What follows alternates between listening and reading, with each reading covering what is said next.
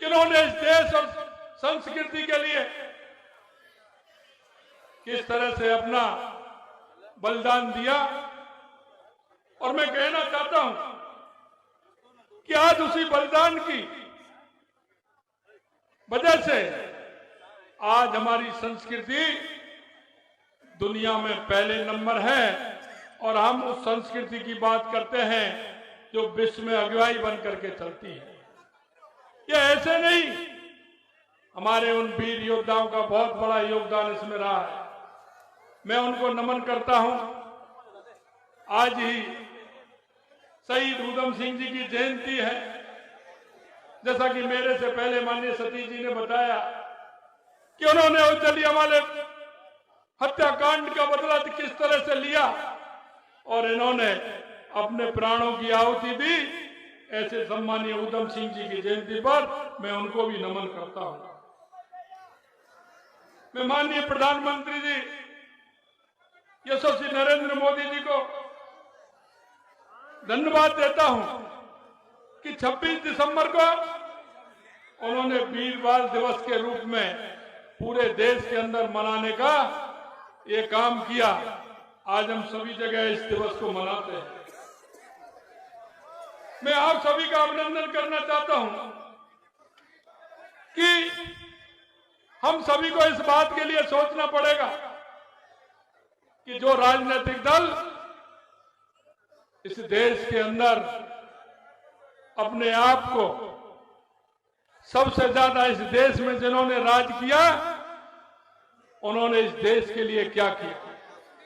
मैं आपसे कहना चाहता हूं कि वो राजनीतिक दल जिन्होंने सिर्फ तुष्टीकरण के आधार पर, जाति के आधार पर और गरीबी का नाम लेकर के इस देश पर राज किया, हम उनसे पूछना चाहते हैं इस देश के अंदर आपने जिस तरह से गरीबी के नाम पर वोट लिए। मैं धन्यवाद देना चाहता हूं यशस्वी हमारे प्रधानमंत्री नरेंद्र मोदी जी को। 2014 के बाद इस देश के राजनीतिक दलों को और राजनीतिक नेताओं को बदलने के लिए मजबूर किया है और उन्होंने जिस तरह से राजनीतिक पार्टियां सिर्फ चुनाव के अंदर घोषणा करती थी, चुनाव के अंदर वादा करती थी, यशस्वी प्रधानमंत्री जी ने बता दिया और जनता में मित्रों ये विश्वास पूरे देश के अंदर है कि जो नरेंद्र मोदी जी जो कहते हैं वो करते हैं और करते हैं वो ही कहते हैं। उन्होंने राजनीतिक दलों को सिखाना प्रारंभ किया है।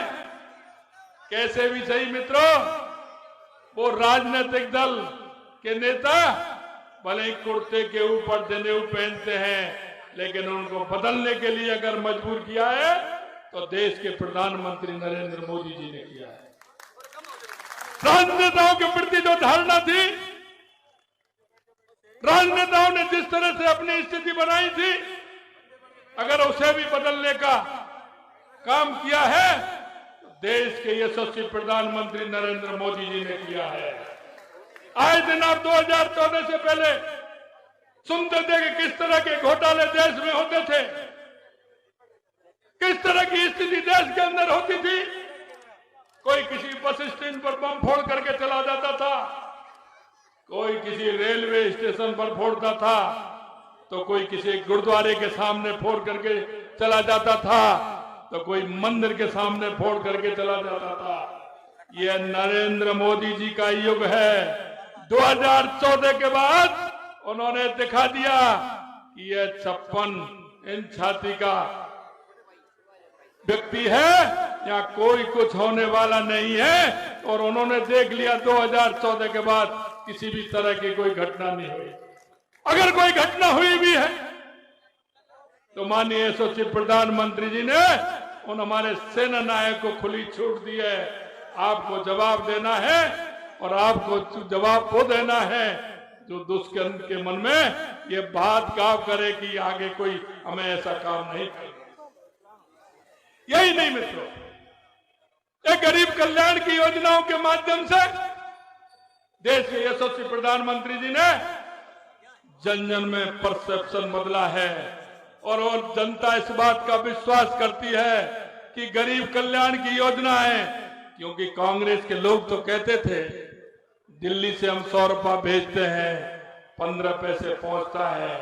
माननीय यशस्वी प्रधानमंत्री नरेंद्र मोदी जी ने यह करके दिखा दिया कि हम 100 रुपए देंगे तो 100 के 100 रुपए उस व्यक्ति के पास पहुंचेंगे। मैं आपसे निवेदन एक और करना चाहता हूं मित्रों कि हमारे देश के यशस्वी प्रधानमंत्री जी जिस तरह से जन जन की भावना को रखते हुए उन्होंने देश के एक एक नागरिक, आपने मन की बात के अंदर सुना होगा, वो कहते हैं कि एक कोई गांव में बैठा व्यक्ति, सड़क पर चलता हुआ व्यक्ति अगर कोई अच्छे विचार देता है, अच्छी बात कहता है करके उसको लागू भी करता। मैं आपसे इतना कहना चाहता हूं, इस क्षेत्र में मुझे पता है नशा का बहुत बड़ा प्रमुख समस्या है। मैं आपको बताना चाहता हूं, यहाँ के लिए नशा मुक्ति के लिए अलग से योजना बनाई जाएगी। मुख्यमंत्री होने के नाते आपको मैं विश्वास दूं।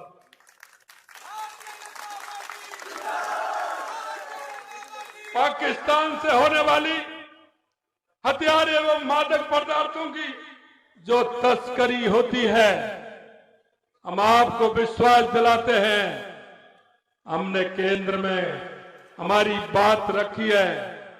उनको अगर इस तरह की तस्करी उन्होंने की तो उनको भी जवाब दिया जाएगा, क्योंकि हम जानते हैं ये सीमावर्ती इलाका है, हम इस काम को भी नहीं होने देंगे और उनको भी चेतावनी देते हैं ये गलती आगे कर मत बैठना, क्योंकि ये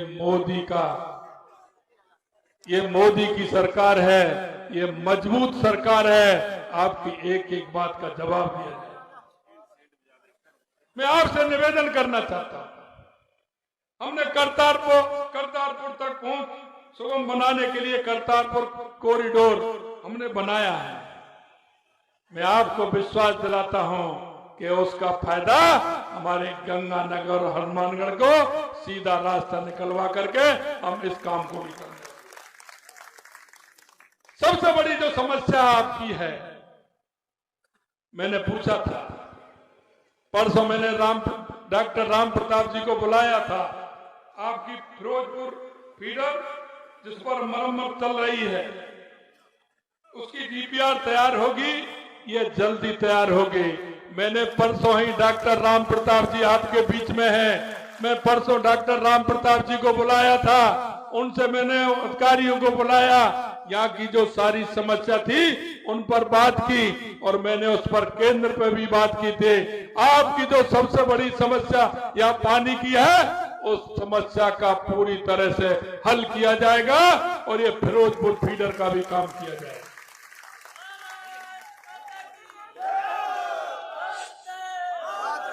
सिंचाई के लिए जो आपकी गंग नहर पानी की समुचित व्यवस्था सुचारू रूप से व्यवस्था हो, उसकी भी व्यवस्था ठीक प्रकार से की जाएगी। या कच्चे खालों और नहरों का निर्माण करवाया जाएगा।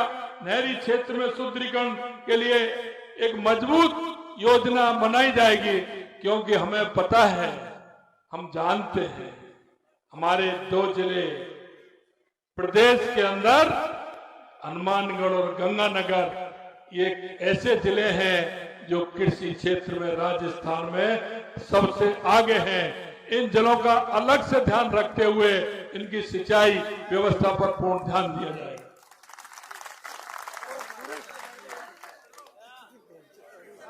हमारी सरकार संकल्पबद्ध है। मैं उन युवाओं से कहना चाहता हूं, क्योंकि सरकार ने, पिछली सरकार ने युवाओं के साथ धोखा किया है।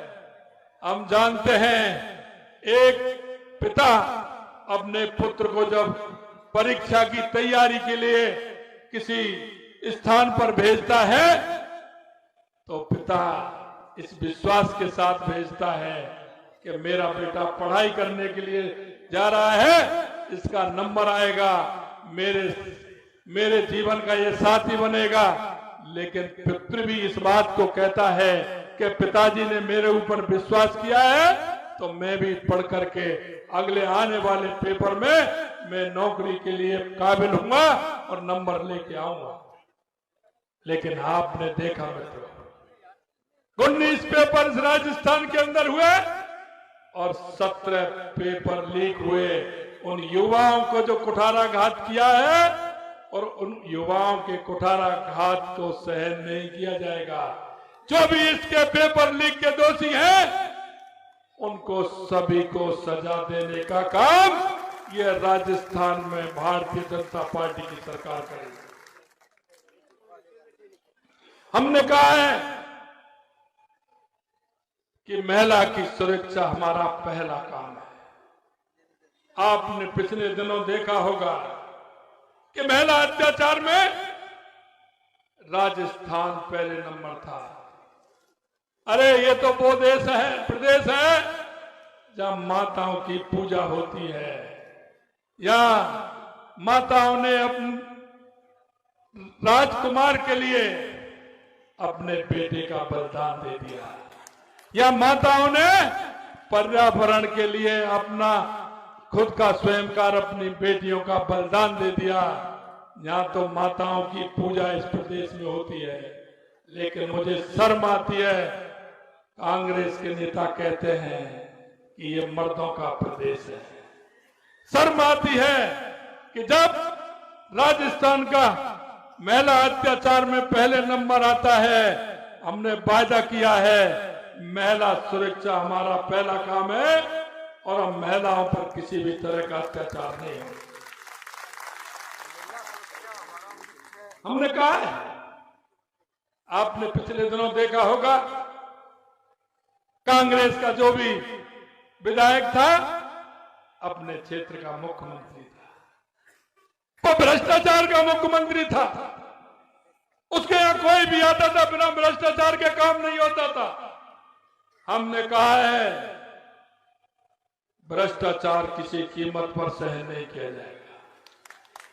यही नहीं, अगर भ्रष्टाचार के अंदर उस भ्रष्टाचारी को बचाने का या उसका सहयोग करने की किसी ने हिम्मत दिखाई तो उसको भी नहीं छोड़ा जाएगा, उसको भी किसी कीमत पर नहीं छोड़ा जाएगा।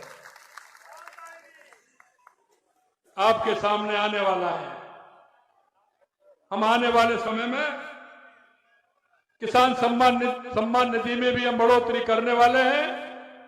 यही नहीं मित्रों, मैं आपको विश्वास दिलाना चाहता हूं, जो हमारा घोषणा पत्र हमने लागू किया था, हमने जन जन में हमारी एक एक रथ गया था, गांव गांव ढाणी ढाणी में हमारे कार्यकर्ता गए थे और उन कार्यकर्ताओं ने जो वायदा किया है, और वो कार्यकर्ता या हमारा बूथ स्तर का कार्यकर्ता है या मंडल स्तर का कार्यकर्ता है या जिला स्तर का कार्यकर्ता है या प्रदेश स्तर का कार्यकर्ता है, क्योंकि जनता में ये भागीदारी उस कार्यकर्ता की है। हमारा वो कार्यकर्ता जन जन में जाता है, जन जन में विश्वास दिलाता है। मैं आपसे निवेदन करना चाहता हूं, हमारा बूथ का कार्यकर्ता ने अगर आज से कोई वायदा किया है, मंडल के कार्यकर्ताओं ने आपके बीच में जाकर के अगर वायदा किया है, हम आपको विश्वास दिलाते हैं उस कार्यकर्ता का वायदा किसी हर कीमत पर पूरा होगा, हर कीमत पर। यह भारतीय जनता पार्टी है, यह जन जन की पार्टी है। जनता हम पर विश्वास करती है, हमारे कार्यकर्ता पर विश्वास करती है। हम आपको विश्वास दिलाते हैं कि हमारा कार्यकर्ता जिस मन भाव से काम करता है, जनता के बीच में जाता है। हम जनता के बीच में जाकर के जितने भी हमारे वायदे हैं उनको पूरा करेंगे। और आपको भी मैं विश्वास दिलाना चाहता हूं मित्रों, समय बदला, समय बदला है, हमने देख लिया। हमारे यशस्वी प्रधानमंत्री नरेंद्र मोदी जी, जो जनता के अंदर जो बात होती है, जनता के मन की जो बात होती है, जनता जो चाहती है वो ही करते हैं। और हमको भी यही है कि जो जनता चाहती है वो ही हम करने वाले हैं। मैं आपसे इतना ही निवेदन करना चाहता हूं, आपके बीच में आपके जाने पहचाने ऐसे प्रत्याशी लगातार आपकी सेवा करते आ रहे हैं। मैं आपको इतना विश्वास दिलाता हूं कि हमारे टीटी साहब हमेशा आपके क्षेत्र की चिंता करते हैं। ये ऐसे व्यक्तित्व के धनी हैं, आप इनको जिता करके भेजेंगे, मुझे पूर्ण विश्वास है कि आप उनको बहुत अच्छे मार्जिन के जिता करके भेजने वाले हैं। मैं आपको यही विश्वास दिलाता हूं कि ये आपके बीच में रहेंगे और ये समस्या का समाधान भी करेंगे और समस्याओं को सुनेंगे, आपकी बात वहां तक पहुंचाएंगे नहीं, ये आपके विश्वास पर आपके जो काम है उन सारे कामों को करवाने के लिए प्रमुखता से रहेंगे। आपको यह भी विश्वास दिलाता हूं कि आप इन्हें जिताकर भेजिए।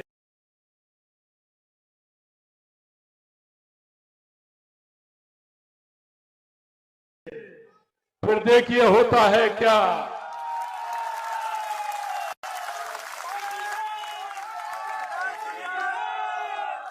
आपकी समस्या के समाधान के लिए हमारे टीटी साहब प्रमुख रूप से आपकी सभी की सेवा करने का काम करेंगे, इतना मैं आपको विश्वास दिलाता हूं।